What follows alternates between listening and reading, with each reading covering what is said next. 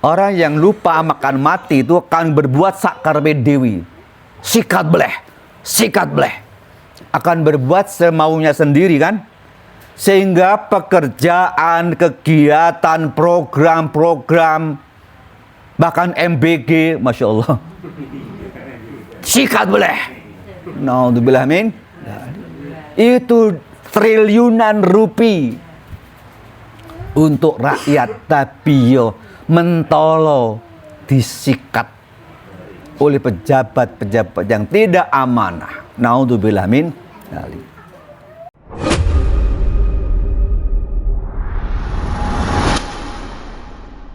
Rabbi israh li sadri wa yassir li amri wahlul 'uqdatam min lisani yafqahu qawli waj'al li waziran min ahli Allahumma amin amin ya rabbal alamin. Berlalu dan kinurmatan bapak-bapak ibu-ibu yang dimuliakan Allah. Monggo sareng-sareng kita mulai kajian kita di sore Ahad sore ini dengan membaca Ummul Kitab Al-Fatihah.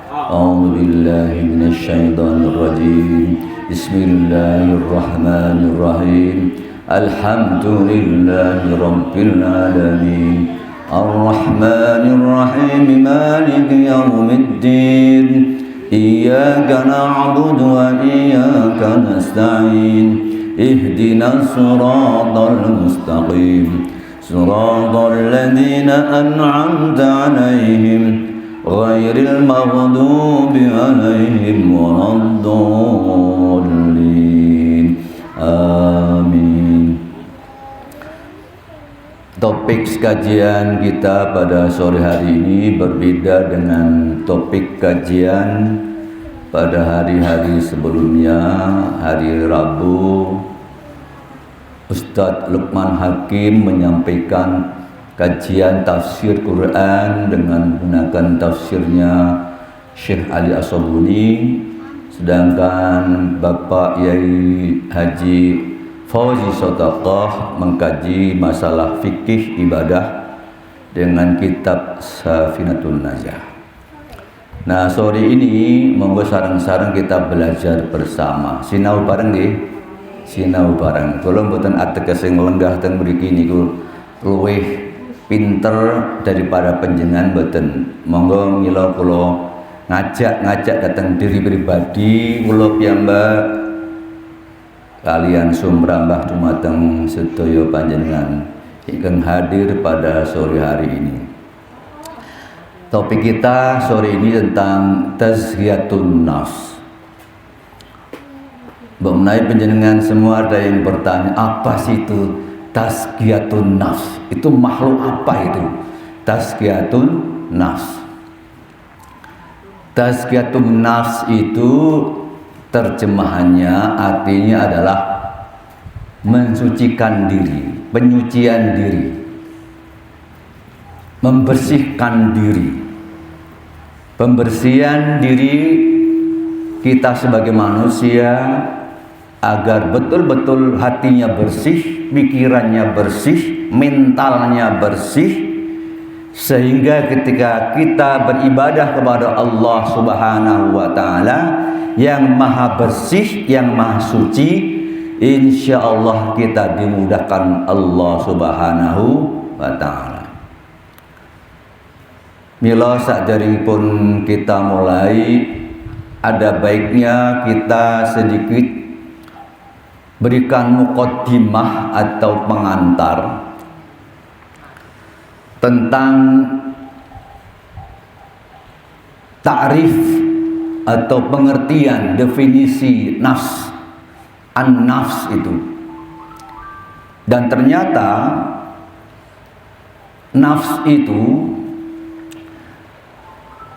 disebutkan di dalam Al-Qur'anul Karim, kitabullah yang luar biasa, mengandung berbagai pembelajaran kepada kita semua. Kata an-nafs dalam Al-Quran itu ditulis oleh Allah sebanyak 295 kali. Itu terbagi dalam berbagai surat, tersebar dari berbagai surat. An-nafs sendiri itu berjumlah 140 kata an-nafs. Sedangkan anfus niku jamak dari nafsun. Anfus itu jumlahnya 15 kali. Sedangkan nufus juga jamak dari nafs yang berjumlah 2 kali. Jadi ini luar biasa. Mengapa Allah sampai mengulang-ulang kata an-nafsun itu di dalam firman Allah Subhanahu wa ta'ala.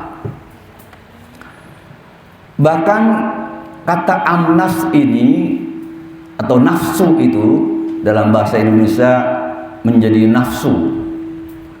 Dalam Kamus Bahasa Indonesia KBBI itu diterjemahkan atau dimaknai sebagai nafsu atau diri sendiri, atau self, in English self, atau soul, jiwa, berarti jiwa. Bapak Ibu yang dimuliakan Allah, sebetulnya masalah ini sudah cukup lama dibahas oleh orang-orang alim, orang-orang ilmuwan, cendekiawan, bahkan ilmuwan pra-Islam. Sebelum Islam datang, kalangan ilmuwan filsuf Yunani misalnya sudah membahas, membicarakan, mendiskusikan tentang an-nafs niki. Ada Aristoteles, ada Plato, ada René Descartes, ada Immanuel Kant. Bahkan dalam satu kata-katanya filsuf Immanuel Kant itu mengatakan keterbatasan manusia memahami Tuhan, memahami ruh, memahami nafs itu, dia menyebutnya das Ding an sich. Jadi sesuatu yang tak mampu dijangkau oleh akal, oleh rasio manusia. Di kalangan filsuf Islam kontemporer ada Al-Kindi, ada Al-Farabi, ada Ibnu Khaldun, bahkan Syekhul Islam Al-Imam Al-Ghazali, ada Syekh Hussein Nasr misalnya, atau Syekh Naqib Al-Atas. Dalam beberapa karya beliau membahas tentang an-nafs itu.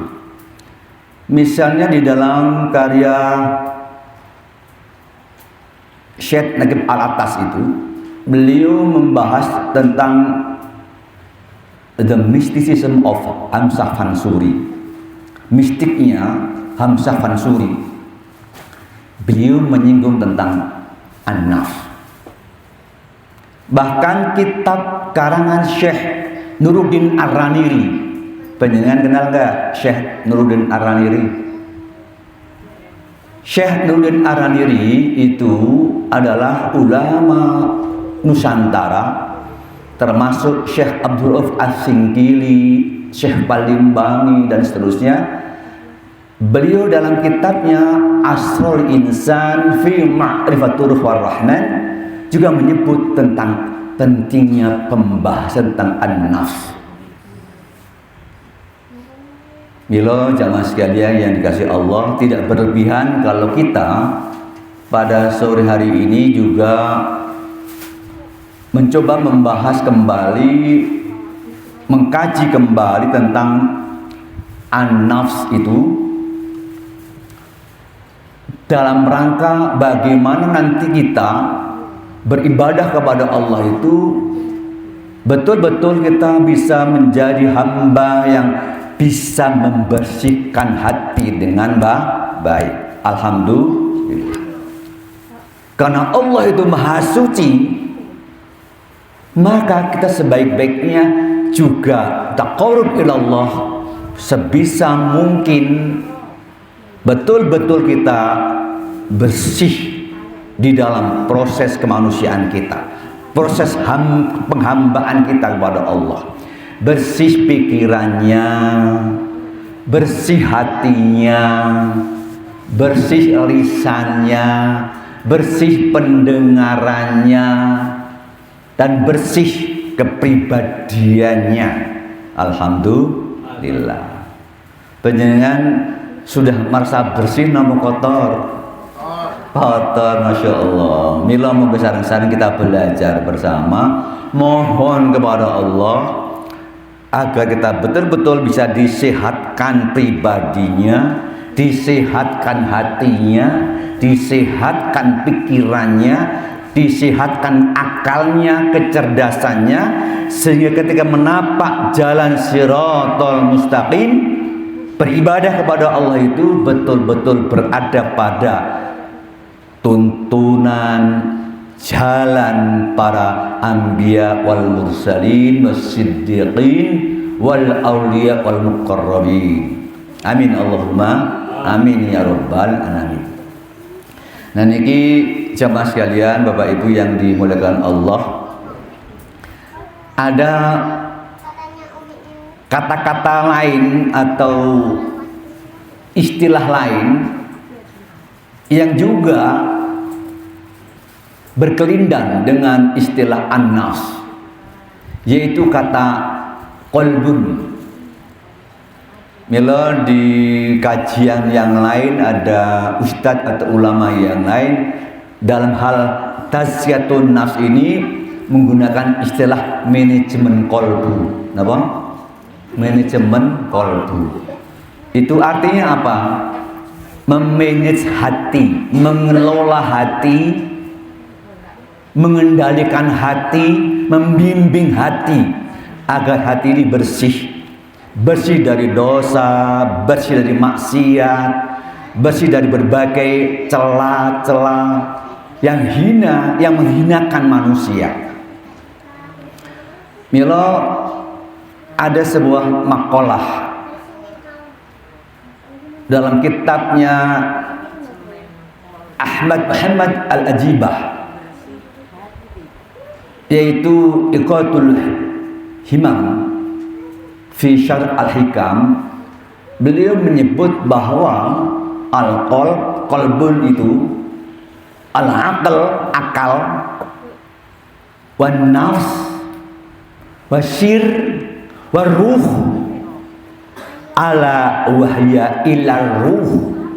Semua itu tidak lain tidak bukan adalah ruh, illa ruh, kecuali itu semuanya adalah ruh.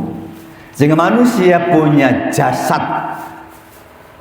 badan yang fisikal, dan punya ruh yang tak tampak dalam diri kita, yang manusianya sedikit. Dalam surat Al-Isra yang sering dibaca di sholat kita itu apa ayatnya? Wa nunazzilu minal qur'ani ma huwa syifaa'un wa rahmatul lil mu'minin wa la yazidu dzalimina illa khasara. Wa idza an'amna 'alal insan a'rada wa na'a bi janibi wa idza massahu sharru kana ya'usa qul kullun ya'malu 'ala sakilati farabbukum a'lamu biman huwa ahda sabila wa yas'alunaka 'anir ruh. Nah itu wa yas'alunaka 'anir ruh. Dan ada yang bertanya tentang ruh. Apa ruh itu? Wa yas'alunaka 'anir ruh. Apa sebetulnya ruh itu? Di ayat ini disebutkan illa qalila. Kita hanya tahu sedikit tentang ruh itu. Jamaah sekalian, Bapak Ibu yang dimuliakan Allah, oleh karena ini kajian kita tentang tazkiyatun nas pada sore hari ini akan kita kaji secara komprehensif pada awal muqaddimah ini, tapi kemudian nanti akan kita fokuskan pada kajian-kajian yang bersifat khusus an-nafs dan qalbun, hati. An-nafs sendiri, Bapak Ibu yang dimuliakan Allah,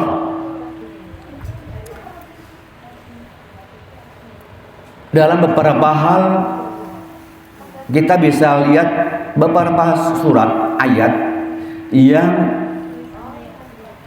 memberikan teks nafas tentang an-nafs atau tentang nafsu. Panjenengan bisa buka surat Al-Hasyr ayat 18. A'udzu billahi minasyaitonir rajim. Bismillahirrahmanirrahim. Ya ayyuhalladzina amanu taqullaha wa la tanzur nafsum ma qaddamat lighad. Wattaqullaha innallaha khabirum bima ta'malun. Dalam ayat ini ada kata an-nafs. Wal tanzur nafsum ma qaddamat lighad. Ya ayyuhalladzina amanu, wahai orang-orang yang beriman, ittaqullah, bertakwalah kamu kepada Allah, wal tanzur nafsun, dan hendaknya setiap diri memperhatikan, melihat ma qaddamat lighad, apa-apa yang telah dipersiapkan untuk menjemput hari esok. Hari esok mungkin besok pagi, hari esok mungkin bulan besok atau tahun besok, atau hari esok nanti, hari-hari yang berkepanjangan pasca kehidupan dunia, yaitu hari akhirat nanti. Sudahkah kita persiapkan? Bapak Ibu kira-kira sudah mempersiapkan belum untuk menjemput hari esok?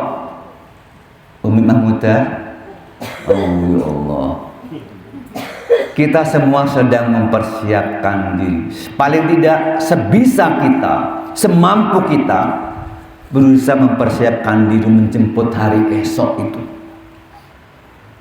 Dan Allah menutup ayat ini dengan wattaqullah, bertakwalah kepada Allah. Jadi dua kata ittaqullah, penekanan stressing di sini adalah ittaqullah. Ittaqullah innallaha khabirum bima ta'malun. Sesungguhnya Allah Maha mengetahui apa yang kamu kerjakan. Ini ayat tentang an-nafs yang wanti-wantinya Gusti Allah kepada hambanya agar bertakwa kepada Allah, dan sekaligus persiapanlah dirimu menjemput hari esok. Dirimu. Jadi diri di sini artinya fisik dan rohaniah, ruhnya, keseluruhan diri kita. Nanti mungkin ada kata diri, nafs yang berarti berbeda lagi artinya. Nah, jamaah sekalian yang dikasihi Allah, dalam konteks ini memang ini satu peringatan tajam kepada kita semua, agar diri ini jangan leha-leha, jangan santai-santai saja. Betul? Jangan santai-santai saja. Waktu di dunia ini tidak lama. Betul?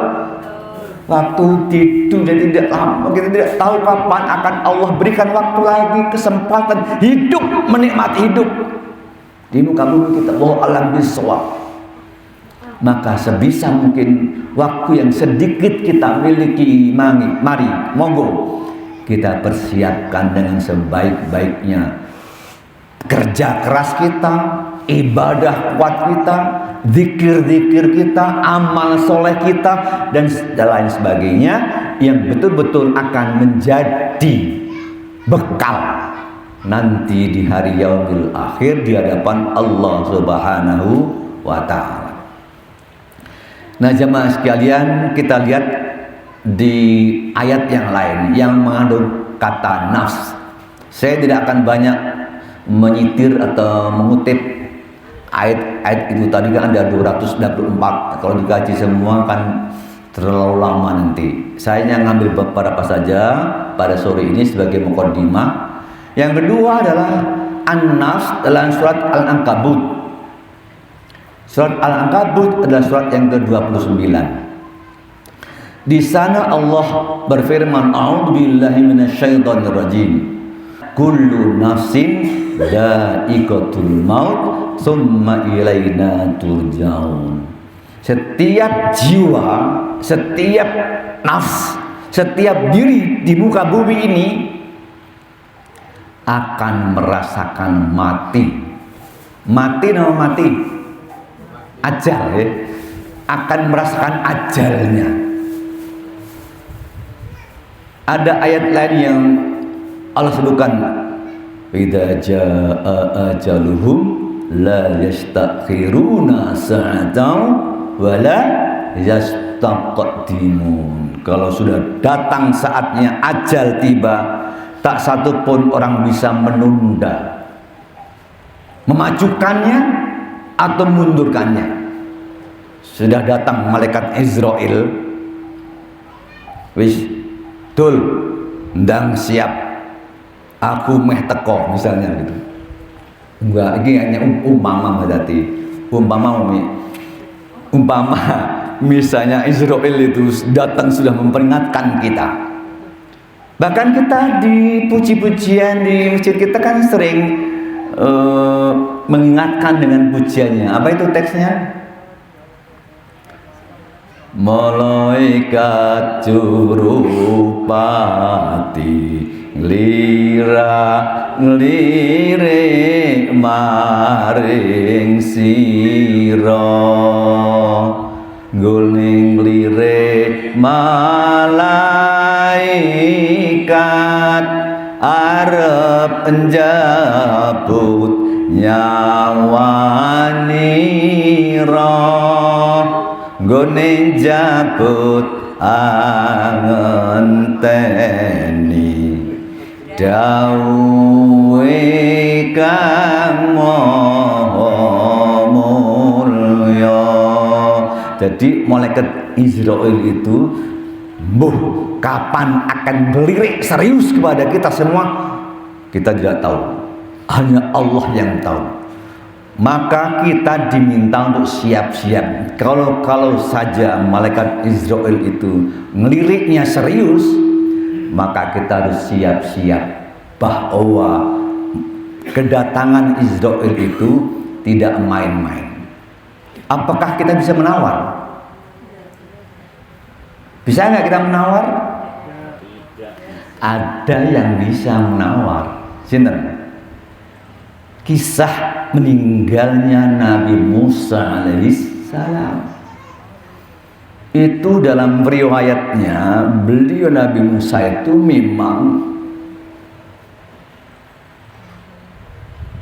kehadiran malaikat Israel dan menyampaikan kepada Musa, wahai Musa, saya diutus Allah Subhanahu wa taala untuk menjemputmu. Sebenarnya, kok menjemputku? Saya masih akan berjuang. Tangan saya akan masih berjuang untuk membela agama Allah. Kaki saya akan berjuang, berjalan untuk memperjuangkan agama Allah. Pikiran saya akan berjuang terus membela agama Allah. Sudahlah Musa, silakan kamu musyawarah kepada keluargamu. Aku akan segera menjemputmu. Kemudian Musa, sudah kalau gitu kembali kepada Allah. Disuruh kembali kepada Allah. Tawar menawar, jangan sekarang. Terjadi di situ dalam cerita kisah beliau itu tentang tawar menawar itu. Dan akhirnya datang saat sudah Musa, saatnya tidak bisa ditunda lagi. Allah sudah menunggumu. Apa pertanyaan Israel waktu itu? Musa, aku akan mencabut nyawamu lewat mana? Lewat kepalamu, lewat kakimu, atau lewat tanganmu, atau yang lain? Jangan. Kepala ini sudah betul-betul banyak saya gunakan untuk berjuang kepada Allah. Kaki juga begitu. Betapa banyaknya perjuangan saya untuk membela agama Allah, berjalan di gurun pasir. Tangan juga begitu, pedangku sudah aku hunuskan untuk membela agama Allah. Sudahlah Musa. Kemudian Israel itu membawa harum-haruman dari surga. Kapas dari surga itu ditempelkan ke hidung Nabi Musa. Dan Musa meninggal dunia. Inna lillahi wa inna ilaihi raji'un. Meninggal halus sekali. Tidak ada gerakan nazak pun dalam kisah beliau, halus sekali. Masya Allah. Jemaah sekalian yang dikasihi Allah, maka kita sering berdoa mohon kepada Allah agar hidup kita nanti diakhirkan dengan husnul khatimah. Husnul khatimah. Apa artinya? Akhir hidup kita yang baik di hadapan Allah dan baik di hadapan manusia. Apa di antaranya tanda-tanda husnul khatimah? Nanti bisa kita kaji di kesempatan lain. Kajian kita sebagai pembuka pada sore hari ini, mukadimah atau pengantar kita pada sore hari ini baru kita singgung kutipan tentang An-Naf itu dari 2 ayat tadi dalam surat Al-Hasr dan surat Al-Ankabut. Nanti insya Allah di kesempatan yang lain akan kita lanjutkan pembahasan kita tentang An-Nafs ini sampai pada qalbun atau hati yang muaranya pada qalbun salim. Dalam tataran kalangan ulama, qalbun atau hati itu kan dibagi dalam beberapa kategori. Ada berapa kategori? Ini bagi dunia 3 lah. Ada berapa? 3. Pertama, qalbun mayyit. Qalbun mayyit itu hatinya sudah mati. Naudzubillah min. Masya Allah. Kok ada ya qalbun mayyit? Hati yang mati itu hati yang seperti apa?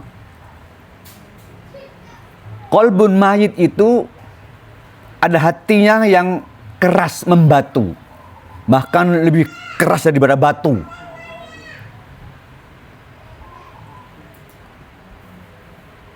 Sulit menerima kebenaran Allah. Jadi menerima kebenaran, mendapatkan tausiah, ceramah atau pengajian itu masuk telinga kanan, keluar telinga kanan, mental. Tidak mampu masuk. Saking kerasnya hati itu. Telinga saja nggak mampu mau menerima, apalagi hatinya. Dia menolak nasihat. Nggak mau dinasihati. Dinasihati dan tidak dinasihati sama saja. Dalam surat Al-Baqarah kan disinggung oleh Allah. A'udzubillahi minasyaitonirrajim. Bismillahirrahmanirrahim. Sawa'un 'alaihim a'andartahum am lam tunzirhum la yu'minun. Sama saja mereka diberi peringatan atau tidak diberi peringatan, sawa'un 'alaihim, mereka tetap tidak mau beriman kepada Allah Subhanahu wa ta'ala. Itu keras kepala. Keras hatinya tapi juga keras kepala. Keras kepala itu apa? Somse. Somse itu apa? Sombongnya selangit. Saking sombongnya itu somse. Angkuh. Bahkan jumawa. Dalam bahasa Jawa itu jumawa. Membesarkan dirinya, akunya. Aku kok. Coba, ini orang no aku. Aku kok. Semuanya kembali ke aku. Aku loh. Coba, aku kok. Itu orang-orang yang kadang-kadang diingatkan itu nggak mampu karena jumawa, meninggikan egonya, meninggikan dirinya. Kenapa begitu? Karena orang-orang itu banyak dosa. Banyak dosa. Jadi orang-orang yang banyak dosa itu dikasih nasihat mental. Nyun sewu ya, kita semua sedang belajar mencari ilmu. Tetapi memang ada orang-orang yang hatinya penuh dengan dosa itu tak mampu menerima peringatan dari Allah. Jumut hatinya. Sehingga Syekh Abdul Qadir Al-Jilani mengatakan jumudul ain min qaswatil qulub. Jumutnya mata kita karena qaswahnya hati, kerasnya hati. Wa qaswatil qulub min kasrati dzunub. Kerasnya hati itu karena banyaknya dzunub, dosa-dosa. Jadi orang yang hatinya keras itu kan memang banyak dosa sehingga tak mampu tadi menerima tausiah atau berbagai ceramah, berbagai kajian-kajian yang mengingatkan secara rohaniah diri kita masing-masing. Sore ini Bapak Ibu semua, kita akan sedang dalam rangka belajar untuk menikmati santapan rohani, betul? Santapan rohani. Santapan jasmani ya ono sithik ra apa-apa. Santapan jasmani sudah sering, tapi santapan rohani itu kadang-kadang kita tak mampu menerima dengan baik. Sehingga tadi waqas roti dzunub minisyanil maut. Banyaknya dosa-dosa itu karena lupa mati. Minisyanil maut. Orang yang lupa makan mati itu akan berbuat sakar dewi. Sikat bleh. Akan berbuat semaunya sendiri kan? Sehingga pekerjaan, kegiatan, program, bahkan MBG, Masya Allah. Sikat bleh. Naudzubillah min. Itu triliunan rupiah untuk rakyat, tapi mentolo disikat oleh pejabat-pejabat yang tidak amanah. Naudzubillah min dzalik. Bapak Ibu yang dikasih Allah, ini kalau saya teruskan nanti nggak selesai-selesai. Ini katanya sudah sebagai mukadimah sampai di sini. Ngoten nggih, kalau tidak ada pertanyaan cukup sampai di sini dulu. Nanti kita lanjut di kesempatan lain. Mudah-mudahan Allah berikan taufik hidayah kepada kita semua. Amin.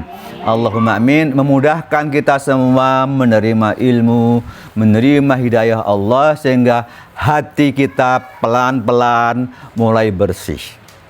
Pelan-pelan tidak masalah. Asal kita melangkah dengan pasti. Amin Allahumma amin. Monggo kita akhir bersama dengan doa penutup sore hari ini. A'udzubillahi minasyaitonirrajim. Bismillahirrahmanirrahim. Monggo dibaca bersama-sama. Allahumma anta rabbi la ilaha illa anta khalaqtani wa ana 'abduka wa ana 'ala 'ahdika wa wa'dika mastata'tu a'udzu bika min syarri ma sana'tu abu'u laka bi ni'matika 'alayya wa abu'u bi dzambi faghfirli fa innahu la yaghfirudz dzunuba illa anta. Allahumma anta rabbi la ilaha illa anta alaika tawakkaltu wa anta rabbil arsyil azim. Ma sya'allahu kana wa ma lam yasha' lam yakun a'lam anna allaha ala kulli syai'in qadir wa anna allaha qad ahata bi kulli syai'in ilma. Allahumma inni a'udzubika min syarri nafsi wa min syarri kulli dabbah anta akhidhum binasiyatiha inna rabbi ala siratim mustaqim Allahumma inni a'udzubika minal hammi wal hazan wa a'udzubika minal ajzi wal kasal wa a'udzubika minal jubni wal bukhl wa a'udzubika min ghalabatid dain wa qahrir rijal. Allahumma kfini bijalalika an haramik wa aghnini bifadlika amma siwak. Allahumma amsa bi min ni'matin aw bi ahadin min khalqik faminka wahdaka la syarika lak falakal hamdu walakal syukr. Hasbiyallahu la ilaha illa huwa alaihi tawakkaltu wa huwa rabbul arsyil nadim. Raditu billahi rabba wa bil islami dina wa bi Muhammadin nabiyyan wa rasula. Rabbi zidni ilma warzuqni fahma. Amin ya rabbal alamin. Kita akhir dengan doa penutup majelis. Subhanakallahumma wa bihamdika asyhadu an la ilaha illa anta astaghfiruka wa atubu ilaik. Wal afu minkum, lebih kurang mohon maaf. Wassalamualaikum warahmatullahi wabarakatuh.